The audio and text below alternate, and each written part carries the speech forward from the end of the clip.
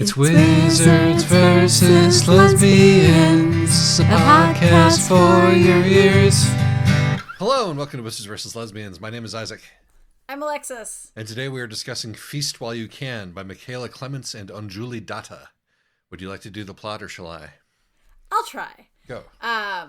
So Angelina Seco really loves her dog, her big brother, and her tiny rural Italian hometown, even though all the other young people are really desperate to leave her tiny hometown. She's the only lesbian and mixed race person for miles around, and she has to be a one-woman queer tourism board just to get laid occasionally. Also, there might be a monster that eats people out of existence, but, you know, that's fine. Unfortunately, her brother's ex-girlfriend, who's now a lesbian, has come back to visit and is going around being all hot and snobby, and provoking a variety of feelings that Angelina mostly expresses to herself and others as hostility. So, of course, Angelina does what you do and taunts her with the monster story, inviting the monster to come out and meet Jagvi. This is about as good an idea as you'd expect, and quickly results in Angelina being possessed. And now she's got to deal with that while Jagvi is still here, being hot and butch.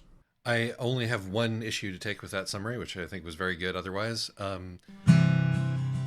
Okay, so what happened here is that I proceeded to tell Alexis that the town in this book is not in fact Italian. That despite the Italian-sounding places and names and the Nonas and the Christian Democrats who came in after the war to do rural reform, all that this was not in fact Italy, that it was Romania.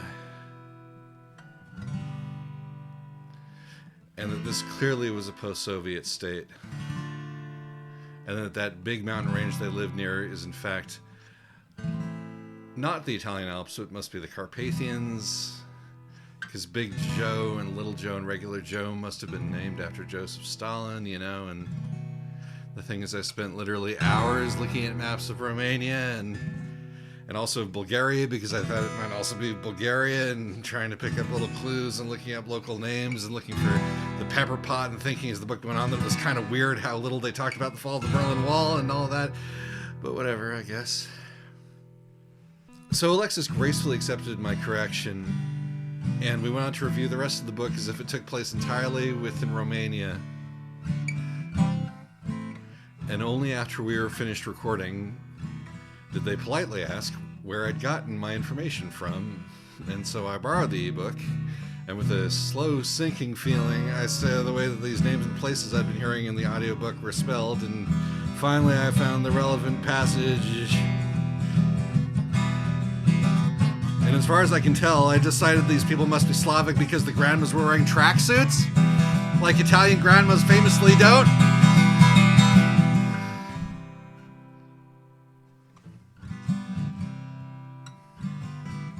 So every time in the ensuing podcast when I call Italy Romania and make increasingly far-reaching conclusions about the themes based upon that, I want you to think, oh, Isaac, it's amazing that you're making all these cogent points despite the handicap of your dumb, stupid brain. All right. Why should you read this book? It's good. It is dark and funny and just really compelling and actually quite well paced. Yeah, this is the most Wizards versus Lesbians book that I think that we've done. At least in a while. Coming up very late in the sort of arc of the Wizards versus Lesbian zeitgeist, as far as I can tell, mainstream SF and fantasy is already moving away from it. But here with this sort of almost magical realist horror story, which comes from people who started in Litfic and are sort of pivoting to this position. Sort of, if you want like a very clear layout of all of the themes that we've identified in Wizards versus Lesbians, they're all present in this book. This book could have a nomination in every single category of the Weasley Awards. And may well. From Vest Possessor to narcissistic parent of monstrous child to, every little, to best token good man. every Yeah, little niche has its honestly, own. Jogvy's a great love interest. Jogvy's a great love interest. Their relationship They is are disastrous. a disastrous couple. No, it really covers all the bases, including best nostalgia, because I think that it is not by accident that that the publisher chose to use the Stranger Things font on the cover of this thing, because a lot of the book takes place in sort of in an 80s childhood, and there's no 80s childhood like an Eastern Bloc 80s childhood, so it is all redolent with the signifiers of that age. This book is also for fans of Night in the Woods. But in addition to all of that, it's also really good. I think it's one of the better books that we've ever covered. It's just really quite well written. Yes. So, and also another reason that you might want to read it, if you read The Book of Love by Kelly Link, or you heard us talking about The Book of Love by Kelly Link and were like, man, I wish that was better and shorter and more coherent. This one doesn't feel that similar to The Book of Love to me, but, It's like, small town teenagers. Most of it's about whether they're going to leave the small town. And they're not teenagers. They're in their 20s. Well, that's one of the things that it has on The Book of Love, because I was complaining in The Book of Love about how these coming-of-age stories shouldn't be about teenagers anymore. But regardless, the whole tension is about whether they're going to move on with their lives and develop their potential or not. And the monster is taking advantage of their own, bad feelings, and whether they themselves are implicated in the bad feelings and the monstrous feelings. Yeah, it deals with some of the same themes, but it is really in no way like The Book of Love at all.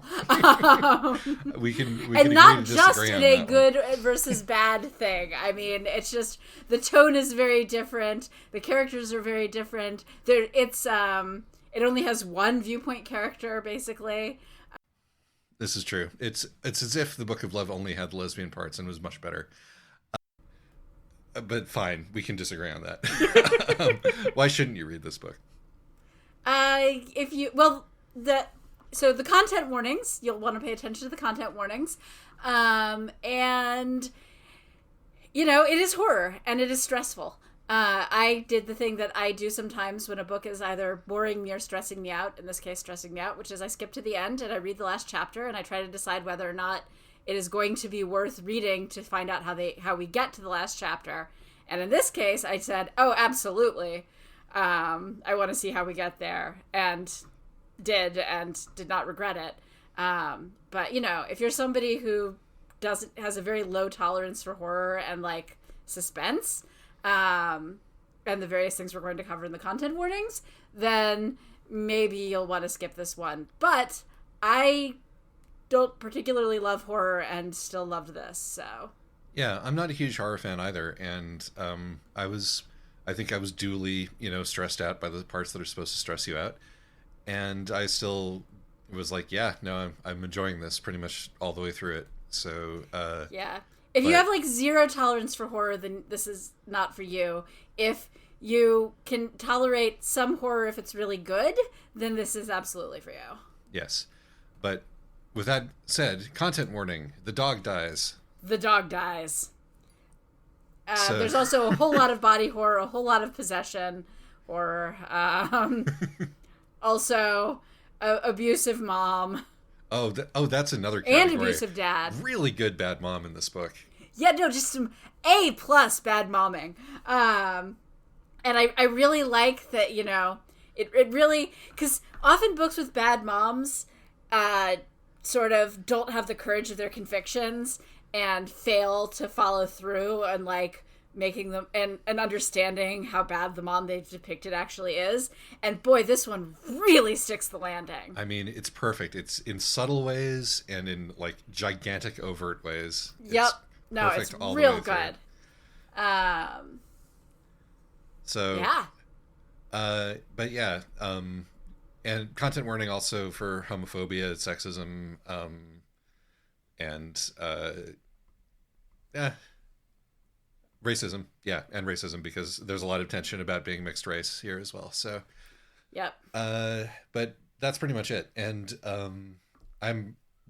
obviously pretty eager to get on to discuss this one since I'm yapping. All right, so yeah, let's go to the spoiler zone. Yes, we're going to the spoiler zone for this book set to the north of Rome, the north of Rome, the spoiler zone, the north of Rome, the spoiler zone, the north of Rome, the spoiler zone. Please ignore my problems and go to the spoiler zone. To the spoiler zone we are. Wow. Okay, where to begin? I know, right? Maybe we should begin with the bad mom. Let's begin with the bad mom. Okay, so as you know, this is an example of the really good pacing, which is the growing realization that the reason that nobody ever talks about Angelina's dad is that her mom fed her dad to the monster. Yes. Specifically, and with a and has made, despite the fact that she can't remember him because the monster eats your past and future, and thus, your presence in the world. So she can't remember him, but she has nonetheless managed to maintain a victim complex over this, despite the fact that she quite literally fed the random non-white person who is an itinerant laborer and had a thing for her to the monster. Yes. No, there's this, I mean, I love, like, this book is very good at escalating tension, as you would hope for in a horror novel. It's really good at escalating tension. Like, just like up and then back a little bit and then up a little bit and then, oh no, and then up a little bit. And it's the same. And then you blow off some steam with a sex scene, but then, and you get like a moment of relief and then bam, extra tension. And then, wait a minute, was that sex scene part of the problem? Right. But it does the same thing with the mom, because it's like, oh, she's, we start with, oh, she's kind of histrionic, oh, she's not very popular in the family, but the whole family is kind of fucked up. Okay. Right. Oh, she just abandoned you as your single mother when you were 15 and let you starve. Right. Because it was for, she was like, I wouldn't have wanted a mom around when I was your age anyway. Bye. and very specifically, again, she makes this out to be like, she is the victim here. She has abandoned her 2 teenage children to starve, and she is the victim here because, she's being noble and self-sacrificing by giving them her house.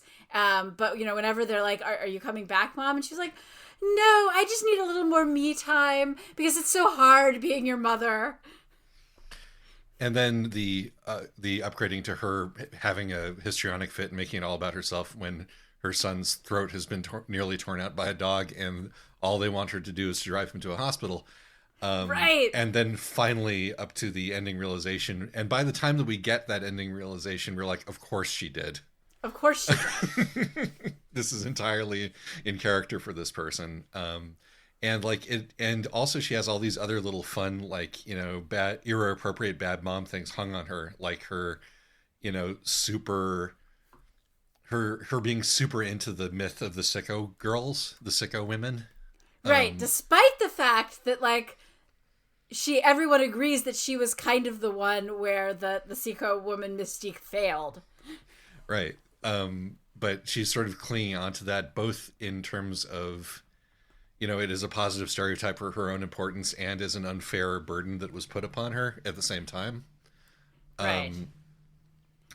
How dare everyone expect me to, because so their family only, the Seiko family only ever has one girl in a generation, and she's expected to keep her last name and stay and be the family matriarch, and until she becomes the family matriarch, she gets to kind of run wild, which is why, despite being a mixed-race lesbian in this tiny Romanian town, Angelina can get away with basically whatever she wants. Yes, which is a thing that comes up between her and Jagvi a lot. Right, because Jagvi was, until she got the fuck out, the other mixed-race lesbian in the town, and boy, does she not get away with anything. Yes. But let's talk a little, I also want to talk a little bit about, so why is Angelina mixed race?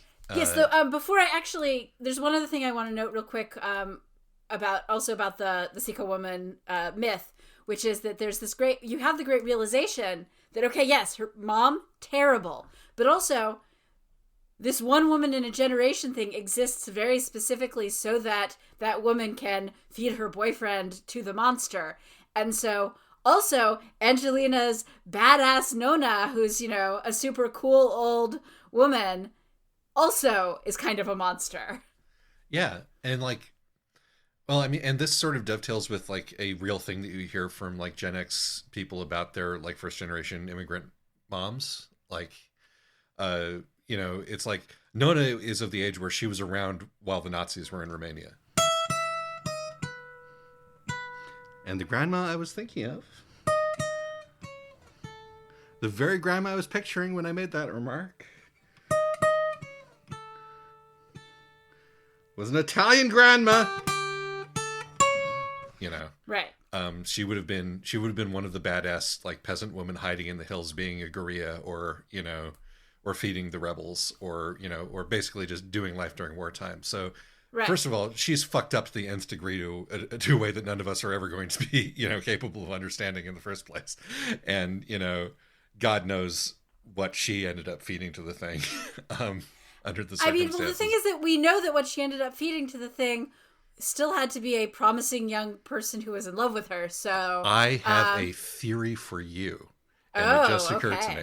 So let me tell you, there is a pattern that is happening here that is very caught up in the queer desires, the revolutionary force archetype. Right. This generation, the girl is a lesbian, and so she's feeding her girlfriend to the monster. Last generation, it was mixed race couple, white and black. I bet her boyfriend was Jewish. Yes. I bet Nona's boyfriend was Jewish. Yes. Oh, that's such a good theory. I love it. That's horrible. Right. Anyway, so my point is that one of the things that I think this book does very well is that it sets up this thing where you're like, oh, first you're like, maybe everyone is being unfair to the mother, and then you're like, oh no, actually the mother is awful and she deserves everybody's scorn and contempt. And then you go, oh no, wait, actually the mother is just the most obvious part of this really fucked up system, and everybody in the family is part of like this horrible enabling system of multi-generational abuse. Yes. And I think that one of the things that I really like about the book is that this system doesn't get fixed. No, it doesn't get fixed. The best Angelina can do is take the curse into herself and basically force everybody to acknowledge it. Mm-hmm. And go around terrifying everybody. But the thing is that she doesn't fix it, but she does bring it out of being a secret and makes it open, and that does change the nature of it. Yes, that is exactly correct.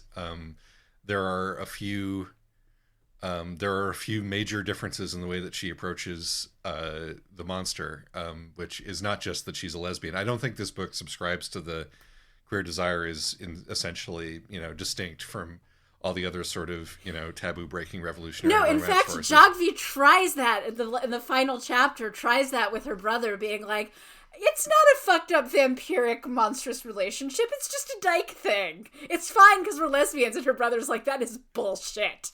I love him. I know. I love him so much. He is the best token good man. I'm sorry. Like he is because like he's genuinely is a good man. He's also part of breaking this system of enabling, and part of that is the willingness to like call his sister on her bullshit, and eventually probably he's going to leave town instead of, continuing to buy into this first family nonsense. Yes. I support Patrick in his future endeavors, and I hope that he gets the fuck out of this little town. Patrick, take your adoring brand new girlfriend who's probably not a lesbian, and although clearly he has certain tastes. He does. I know, but part of his happy ending is that he finally has a normie girlfriend who dotes on him, as opposed to yet another alternative girl who's clearly a lesbian. Yes, we all have to grow up sometime, or not, or find a variation that works for us. Right. Yes, but regardless, yes, no, I was. You want to talk about the part of? I was like, okay, yes, horror. Okay, the dog is being tortured. Okay, yes, limbs are being broken. Oh no, Patrick, don't turn on them. Now that you found out that your little sister is dating your ex, don't turn into one of the family assholes, please, Patrick. No, that was actually the thing that stressed me out so much I had to go exactly and skip to the end for. Same thing. I was like, please don't do that. And he does, and actually, no, the reveal is so great where Jagvi, where finally Jagvi's like, no, I have to tell him. He's still my best friend. Angelina's like, we don't have to tell him. This can still be our secret. And Jagvi's like, no. And can goes I up just say, to him. The least believable "we can't do this again" ever uttered. Yeah.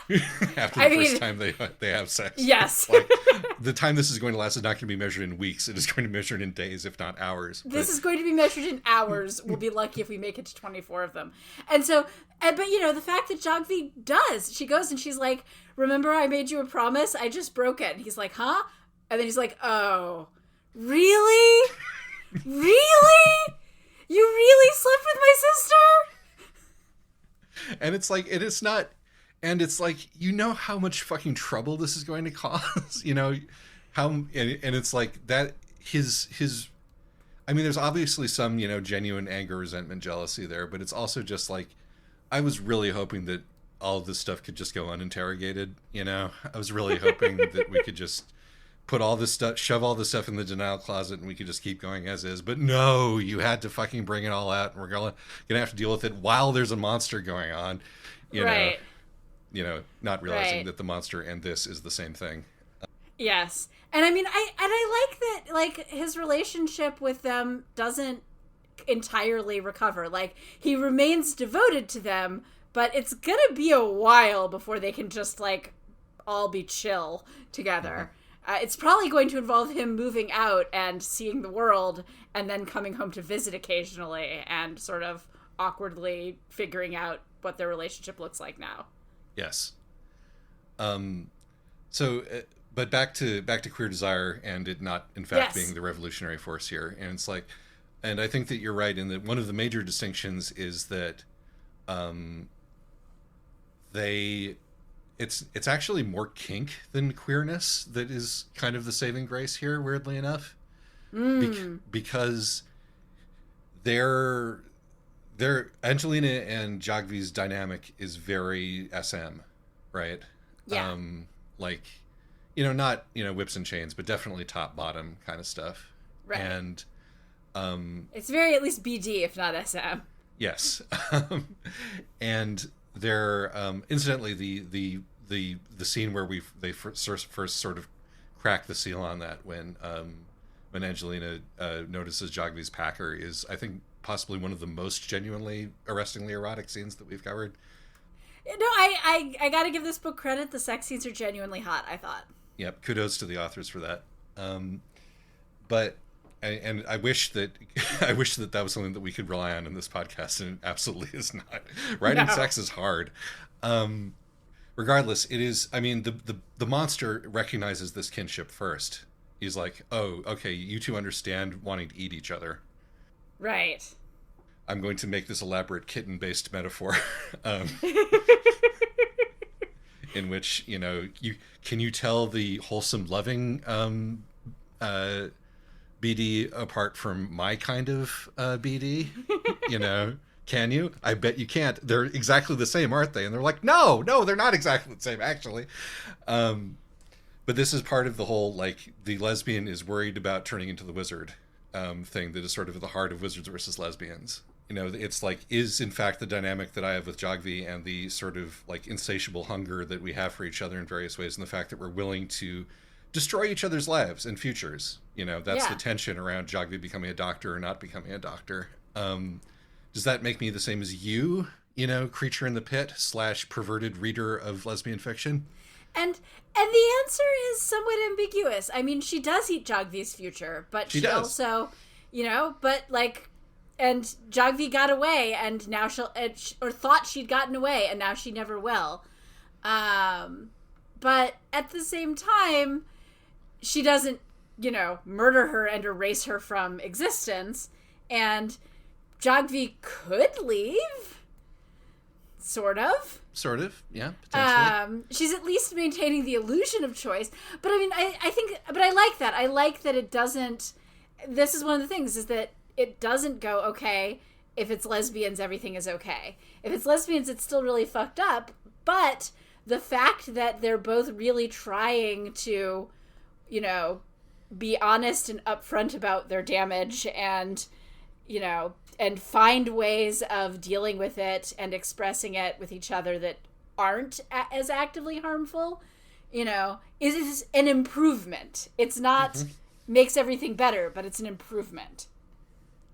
And I think, again, the book is extremely aware of, like, thinking about this as a lesbian exceptionalism thing is actively making it harder for them to figure out what is happening. Yes. Because, like, when I'm when I'm caught up with this, like, sicko girl, and instantly on the audiobook it is sicko, which is funny. Okay. Yes. But me being caught up with being the sicko girl, and then me being caught up in being a lesbian, and my desire for women, is that it's really easy for me not to think about what happened to my dad at all. Yeah. And that turns out to be actually kind of central to solving the mystery, and saving herself. And I think that there's a little, and this is with the way that Patrick is treated too, I think there is a little bit of, like, active let's not give into misandry, even if it makes us feel good about ourselves, thread going through this book, which I really appreciated. Yeah, I think so.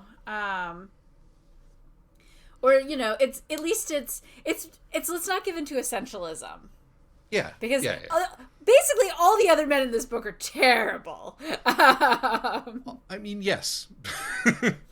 And one is not super surprised. I mean, her other cousins are, like, it's clear that they are not bad people, but when push comes to shove, they will side with the bad people, which is right. I mean, they're not bad people, but every single man in her family stood there and watched the monster start to eat Jagvi, and just were like, "Don't worry, Patrick and Angelina, you'll feel better when it's over and you don't remember her." Yeah. I mean, and I think that's part of the essential horror that the book taps into. It's like, the horror is not so much, oh my God, the dog has been possessed and is going to, eat me. The horror is, we're going to have to kill this poor dog to stop it from doing that, or seriously injure this poor dog, betray this dog's trust, because it is acting not out of itself, but because it is being ridden by the cultural force, the archetype, the hunger. And in much the same way, it's like, it's the horror of seeing people who you knew could be decent and who you can be loving, being ridden by the fear and the archetype and the hunger. And they're not even being possessed. I think that's what's part of what makes the horror work, is that they're not being possessed. They see what's going on, understand what's going on, and have just decided that Jagvi is an acceptable loss because she's queer and not white. Yeah, as with every horror story, like, the less supernatural it gets, the more effective it becomes. And, like, I do think that it's the second order of the same metaphor, running alongside, the more overt metaphor of the monster. Yeah, I mean, the only supernatural things we get are the one thing with the fountain and then the end. And the one thing with the fountain exists largely because there's no other way that you can convince Jagvi that Angelina is possessed. You need something overtly supernatural. And so the monster, which clearly prefers not to do that sort of thing, does so just once to, get the ball rolling and convince Jagvi that no, she has to stay, because for some reason, the only thing that's keeping Angelina safe from this monster is when Jagvi is around. And this is absolutely not using Angelina as bait. I love this. It's clear from step one that this monster is like, I mean, first of all, great monster, great wizard. I mean, as we're calling it. Great wizard, great monster, great, it's really charismatic. It does the thing that a good wizard does, where you're kind of reluctantly charmed by it, even as you're horrified. Yeah, no, there is that whole bit where Angelina is, after the initial terror is down, just like, hey, it's my friend, I can, because he's funny. Right. And even when you, the reader, agree with, are like, no, this thing is horrible. It's being awful. It's possessing the dog, but it's still funny. Yeah. Like when it starts, taunting them by making the mold on the walls spell out, the things that Jagvi has been calling Angelina while they're having sex. That's funny. Yes. No, the monster. I mean, the monster is charming and has a sense of humor and is also and knows how to speak therapy speak. Yes. The first thing that is he says to her is let's really sort of lean into how you feel about Jagvi, huh? Let's put a name on this. Let's classify this. Yeah. Actually, the first thing he says to her after a good joke is, "Do you think you became a lesbian because of your difficult relationship with your mother?" Which is even funnier, frankly, and she immediately clocks it as outdated. Actually, that is a touch that I really love about this novel, because one of the things that many people have complained about the sort of current, somewhat more cozy tinged zeitgeist that seems to be rising right now is that people tend to speak in therapy speak. And I really enjoy that the only person who speaks in therapy speak in this is the horrible possessing pit demon. Yes, and I also like that there is the book makes an overtly anti-labeling, anti-sorting pitch later, which is my favorite kind of anti-labeling, anti-sorting pitch, which is, who wants to make you understandable to the machine? It's the people who want to be able to sort you into the correct death camp. That's who. They very much do. The only people who want to keep records are the people who are, who are colonizing us and want to extract things the easiest. That is explicitly said later on.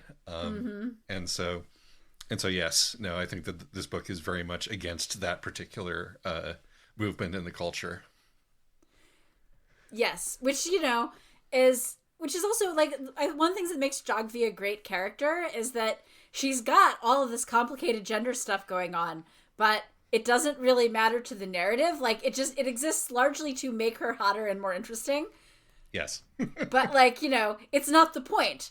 Whatever gender stuff Jagvi is working out is, just going to have to be worked out later when there's not a possessing, future-eating monster. Yeah, and also this book is set in a particular time, in a place that is, a little bit culturally behind the Western world. Maybe 10 years later, Jagvi would already be he/himing it, but in this time probably not. Yeah, this point still works pretty much, and so there's but yeah, no, I think that it both works thematically and as a sort of. And historically, that is more of a tension than an issue that is sort of brought to the surface. Yeah. All right. So what next? I want to talk. So, you wanted to talk about her dad, Angelina's dad, right? I did want to talk about Angelina's dad, although I think that I made most of the points that I wanted to make about that in passing. I did enjoy the touch near the end where one of the things that this book, that is unresolved is that Angelina never does find out who her dad is. All she finds out is that, the demon ate him. And she's still, and this is still kind of a hole in her heart. She wants to know, and she even gets really excited about a 23andMe kit until her brother points out that maybe now that you have become the incarnation of the pit demon yourself, you don't want to be sending your DNA off to, speaking of wanting to be careful about micro labels. Exactly. And about who has access to your files. But yeah, no, it is, I mean, part of it's just yeah, no, that happened. We're going to have to accept that. We're never going to know who your dad is or who your grandpa was. And incidentally, there are no Jews left in Romania to ask. So, Yep. That's just the way it is. Yeah, still works, unfortunately.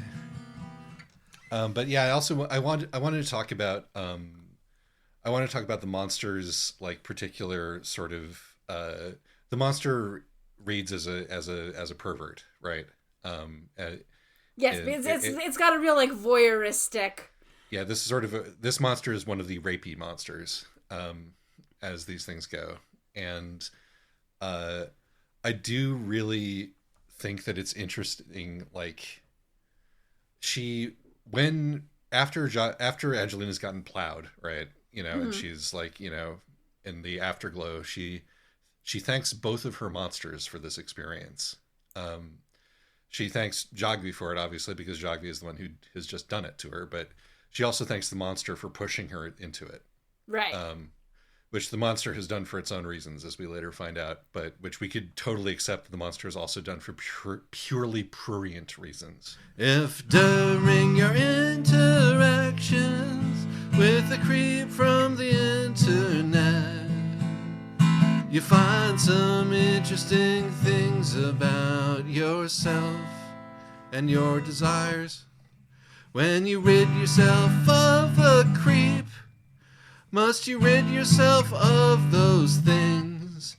Or can you hang on to them even as you maul the creep to death? Right, because at this point, Angelina still thinks that the monster wants to eat her, not Jogvi. Right. Because of course, who would want? And that's actually also a really nice touch, because that part of Angelina's problem is that she really has also, like her mother, bought into this sicko girl myth. And the idea that obviously she's the coolest, most important person in this town. Obviously, the monster's going to be interested in her, not in the mixed raced non-elite girl who got out and is working as a paramedic. And so that, like, even though she has had these incredibly complicated feelings for Jogvi since she was like 13, she's still sort of projecting some of the town's disdain for Jogvi onto her, and this leads her to be confused about who the monster wants to eat. And then the monster's like, what? No, your future is boring. Who wants to eat that? You're never leaving this stupid little town. Yes, and I do want to talk incidentally about the moral valence of leaving the stupid little town, Yes. because this is something that we've had a couple of books that we've reviewed, which are about whether you're leaving the stupid little town or not, and that's one of the Book of Love connections. Yes, that's fair. You could also definitely hold this up next to Night in the Woods, where there's also a horrible thing in the pit. Yeah, actually, I would say that if you liked Night in the Woods, you will love this book. Yes. That is, to me, is a much closer comparison, because it's very much about the experience of being in a sort of dead-end rural town, but really belonging there. Western Pennsylvania is sort of the Caucasus of America. And he said, just because he can say things, he can put words in any order. I mean, the Appalachians, the Caucasus, whatever.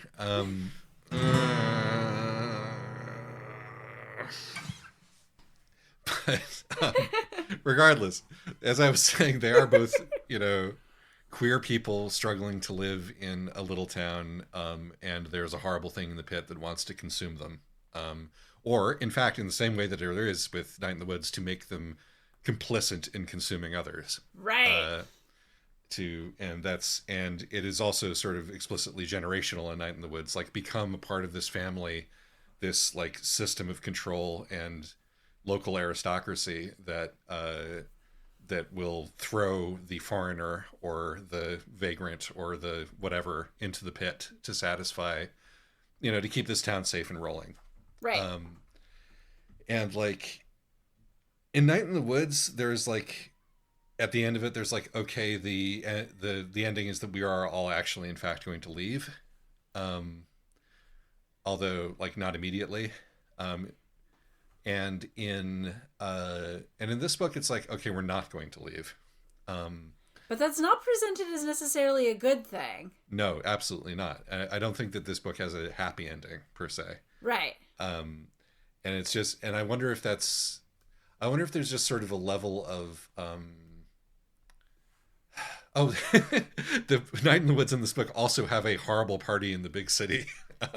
Yes. What in this book it's a flashback, but yes, but I loved that sequence just because it's like, oh yeah, you want to go to the big city and meet the grown-up queers who I'm sure will be perfectly nice and welcoming to you and not be awful and condescending and gatekeeping at you at all.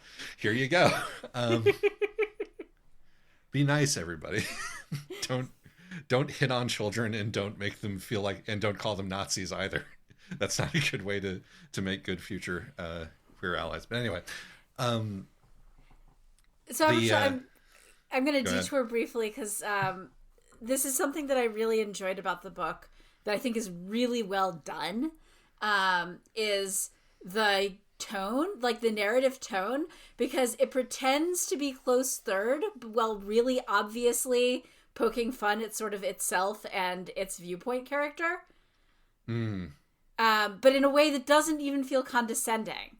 Like, it's almost like it's the voice in the back of Angelina's head that's smarter than the rest of her. Oh, you mean the monster? Well, not quite, right? Because the monster, it's not quite the monster because, I mean, among other things, it can tell that the monster is bad, even when she can't. It's just that the narrative voice does a very good job of capturing Angelina's feelings, and, you know, being very, and it manages to be both an unreliable narrator while also sort of doing a giant Utena finger at the points where it's being unreliable, but in a non-obnoxious way. I thought it was really deft. Yes. And the party, for example, where Angelina is just deeply, where you, the reader, can tell really obviously that Jagvi is trying to protect the little baby, not even out, you know, does not even know yet or Jagvi does not even know yet that she's a lesbian. But, you know, from the big city queers, and Angelina is just deeply resentful about this because she's 17 and she knows she's a lesbian and she wants to, you know, hook up with these cool adults. Is one example of that being very well done. I agree. And this also, this book does a great job of, like, you figure out where things are going before Angelina does. Because the smart voice in the back of her head knows what's happening before she does, but not too far before Angelina does, at least for me. Yeah, no, like, you don't feel frustrated that she's being stupid. You have part of it's that, you know, it's very good. Again, it's sort of conveying her thoughts and feelings without hitting you over the head with, like, therapy speak or spelling them out. And so you understand why she's making the mistakes that she's making. And that, you know, and because somewhere in the back of her head, she also understands this, but she can't admit it to herself yet. I want to circle back to, when you said there's a voice in the back of Angelina's head that knows what's going on, and I said the monster, I was going to, double back to something that I mentioned earlier, which is reading the monster as the reader, of this narrative. Which works really well, because when the first thing the monster says is, "Good joke." Yes, the monster has meta powers, right from the beginning. But yes, no, and specifically, to me, I'm a, this will probably come as a surprise to nobody, but I'm a casual reader of Yuri. It is my comfort reading sometimes when I'm very sick or very injured. So, a Yuri binge got me through it when I broke my wrist one time.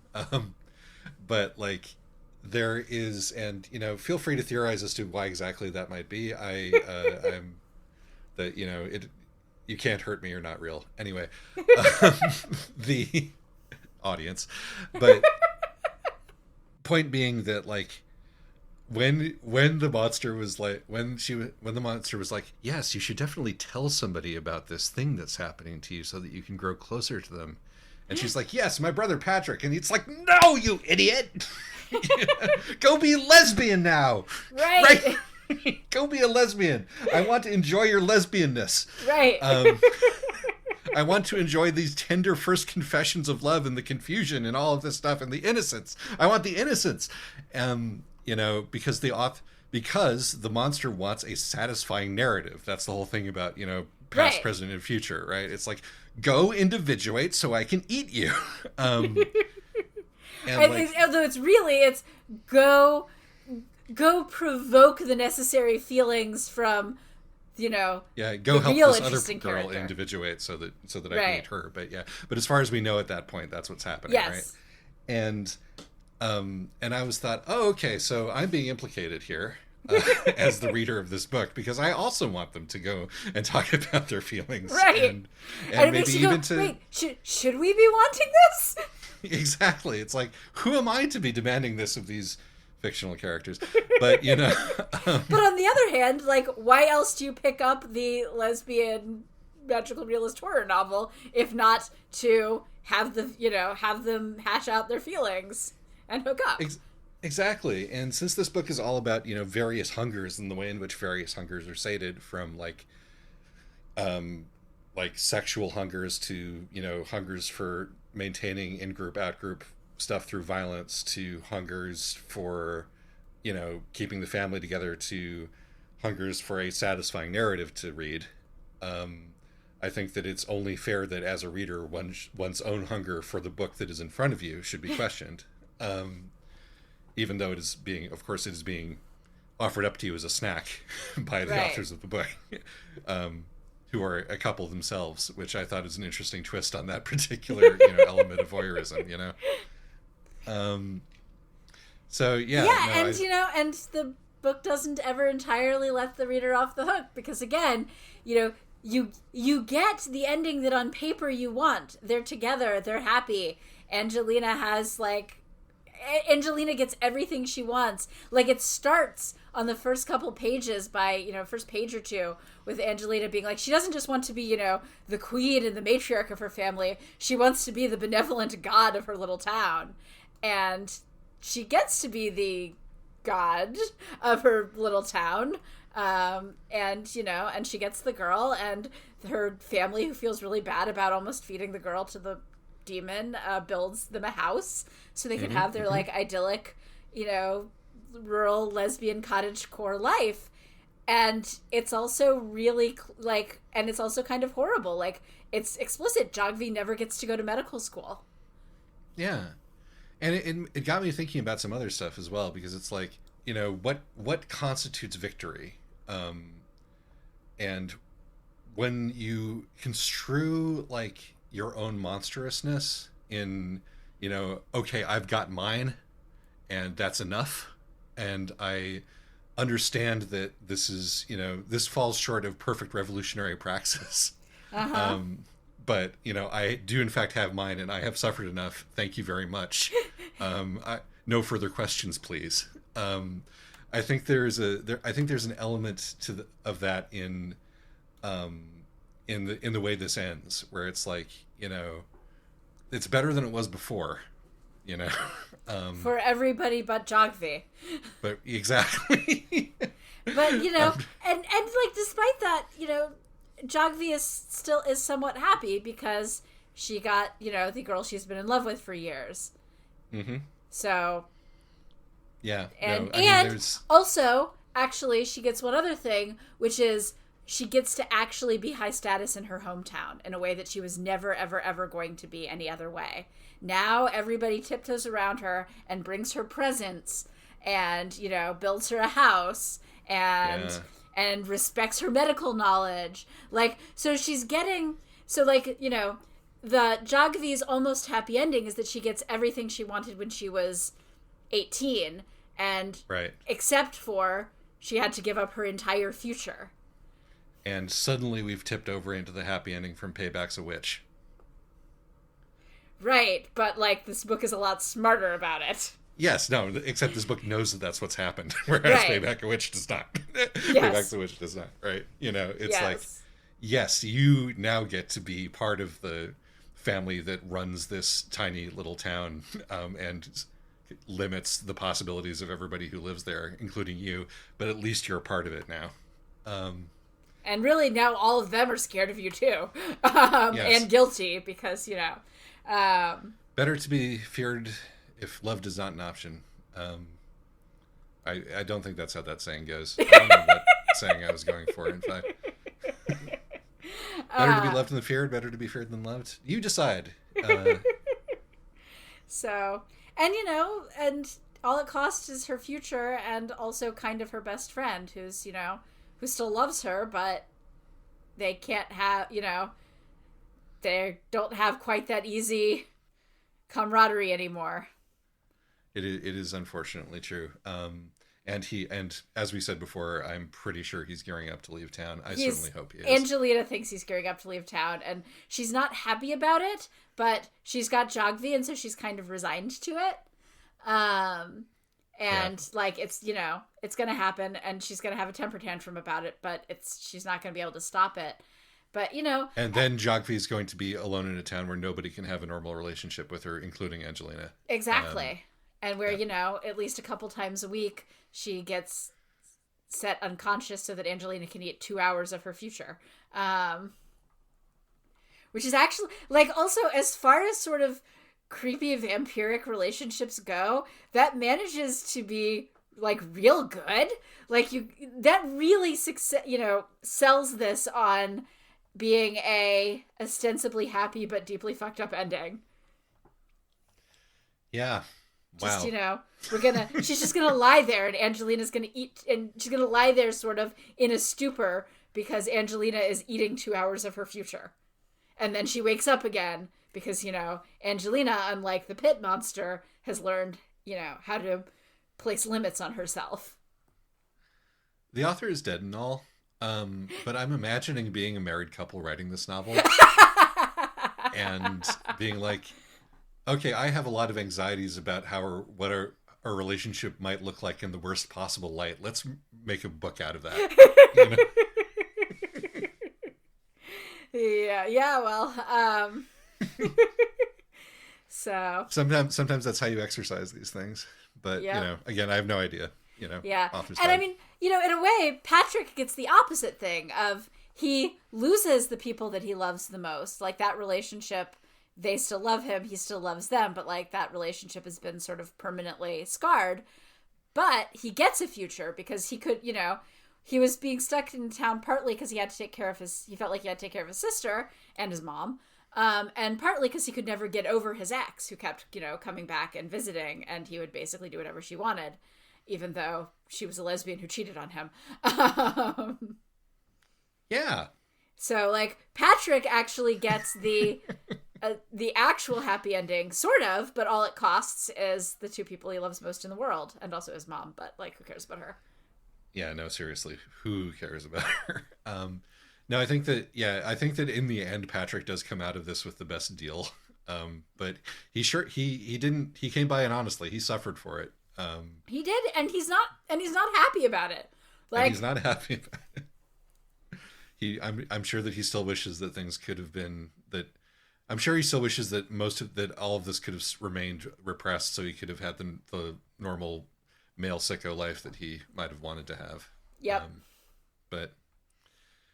But no, I'm sorry, Patrick. You must go and figure out who you are and not let this small town and your high school relationship define you anymore.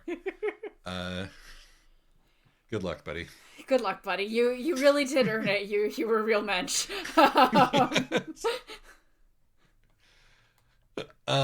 Yes. So let's see. Are we up to minor notes then at this point? I think we're up to minor notes now. Yeah. Yeah, I think I may have actually hit every single thing on this list. Let me just make sure. I'm going to, there was some pop music that was mentioned at various places in this book that is sort of era and space appropriate, and I've definitely found one and found what I think is the other one, and I'm going to give versions of those someplace in this podcast. Excellent. Well, I can't do one of them because it's from the wrong country, but I can do We Come Down by Etienne Daho. It is essentially Every Breath You Take by Sting. Oh, here's a minor note. Gemma, her Angelina's friend. Oh yeah, Gemma. She's actually a great character. Like, yeah, Gemma's great. Gemma, poor in the closet Gemma. I don't think she's in the closet. I think Gemma's genuinely straight. It's the straight best friend who gets a little handsy when she's drunk archetype. Yes, absolutely. And like, no, like I think that is genuinely what's going on with her, and you know, I really like her as a character, where because she's a good example of somebody who isn't able to get out. You know, she's she's like the poet character in Night in the Woods. Oh, Summers. Yeah, Summers. Like, she isn't able to get out, but she's managing, and she's made some dumb decisions in the past, and now she's managing to sort of eke out a relatively satisfying existence despite that. And part of that is that, she's smart about part of that is just, she's fairly smart. She understands that she, wasn't able to thrive in the city, and she's been fairly smart about sort of carving out an existence in the small town. Yeah. And she comes through in the end for Angelina when she really needs her. Yeah, she does. It is great to see, and it does sort of reinforce that Patrick is in fact the only good man in the story. But the thing is that there's at least other good women. Like, it is good to have one other person who's a decent person, who's not a sicko, honestly, and also isn't a love interest. Yes, no, I was very glad to have her as a character in the story, lending an ear bartender style. Yes, plus, just it's great that she shows up and her entrance into the story is Angelina being like, so, any lesbians? Did any lesbians come off the tourist bus? And Jem is like, well, here's the report, but I don't have gaydar. Yeah, no, it is sort of like, here's actually another thing that we didn't mention is that the way that Angelina parses her queerness for consumption by her community, which is something that Jagvi cannot do because she does not have Jagvi's instincts or her social position. Right. But and also, honestly, because, Angelina is a hot femme and Jagvi is a hot butch, and that's a lot more transgressive. Yes, exactly. There are many, many reasons why Jagvi can't pull it off. But I think that, again, making it comprehensible makes it more consumable. And in this setting, consumable means up to and including eating your ass. Yes. I think that Angelina knows that in sort of making herself palatable to the people around her, she is defanging it, in a way. And right, also, and so she's just very good at spinning it as, this is my generational sicko girl quirk. We all have our quirks. Mine is that I'm a lesbian and that I've managed to, I put up flyers advertising free drinks for lesbians in all the nearby towns so that as soon as the tourists get off the bus, they show up to the bar where I hang out and I can actually spot the lesbians and get laid over the summer. Yes. And on the one hand, that makes the town safe for lesbian. Right. That is Angelina specifically and any girl who she happens to be with at the time. But it doesn't make the town safe for lesbians because it does not generalize this acceptance to anything other than the particular brand of, of high femme consumable lesbianism that right. peddling them. Again, from like the town that has a designated once in a generation manic pixie dream girl. Yes, exactly. Like, that's her town office. And so she gets to be the lesbian, the quirky, cute. She gets to be the quirky, cute lesbian as opposed to Jagvi, who's, the dangerous lesbian. I'm just going to put a tattoo song here. Appropriate. You know what? Fine, Isaac. Yes. I'm more than happy to do that for you. It's convenient that you asked me, in fact, because I was already planning to do this. All the things I said, running through my head, geographic dread, all the things I said, getting countries wrong, playing the wrong songs, taking 15 takes, making big mistakes, all the things I make. This is not enough. I'm in serious shit. But also, and I mean, the thing is that also works to show that for all that Angelina is so devoted to her hometown and so like desperately invested in her hometown being the best possible place and there's absolutely no reason to leave. I mean, honestly, you see this after every single really bad American election is all the small town queer people online to give this impassioned defense of why they're not leaving their small towns and red states. And they're very persuasive, convincing things. But also, some of it sounds like Angelina going, no, I don't have to leave. I don't know, it's fine that I've had to contort my queerness into this very specific thing and make sure that I make it safe. And, that I have managed to form all these relationships that make me safe and special. And also that, like, she can't, have a permanent relationship. Like, being stuck in her hometown until, she manages to capture Jogvi. Being stuck in her hometown means that when the last tourist bus leaves, she's not getting laid until the spring. Yeah. No, I agree. And so I'm a message then to every small town red state conservative queer or not conservative queer person. To every small town red state radical queer out there, it is your responsibility, if you're not going to leave, to get at least I'm not going to say a battalion's worth, but a company's worth of other queers to move to that small town. Get your queer minion going. Yeah, exactly. That's all it really needs to be, a queer minion. You need to have 10. And then you can stay there and make sure that you guys are well armed. And then that's fine. Because otherwise, you never know who's going to get picked to be the sacrifice. Precisely. Anyway. We say this, incidentally, as two queer people in a blue state, but in a a reasonably small rural town. So yes, and I want to move somewhere smaller eventually, maybe someday. But I don't, because I need an actual minion.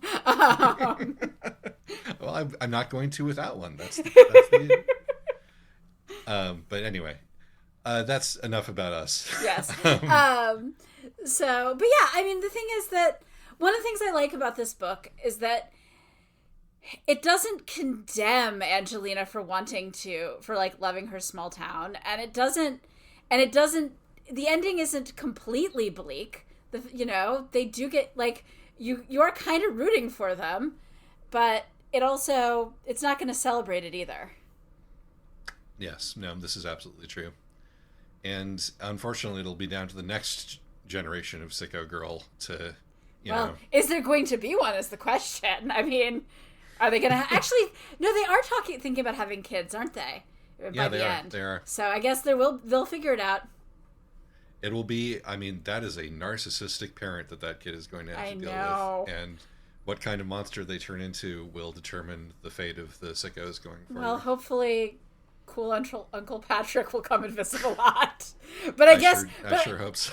Of course, then, like, that's part of the curse, right? That's what trapped Jogvi, is she couldn't get away because she kept visiting. And so do we want Patrick to get away, or do we want Patrick to come back to save the next generation? Oh my God. I don't know.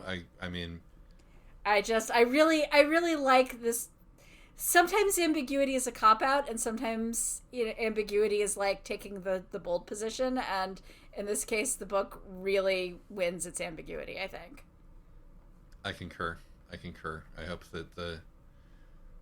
that she gives birth to the spirit of revolution, La Révolution. Oh, well, that's one counter reset. I mean, this is set in Eastern Europe. I had to do it. No. But you missed the obvious, which is girl child revolution.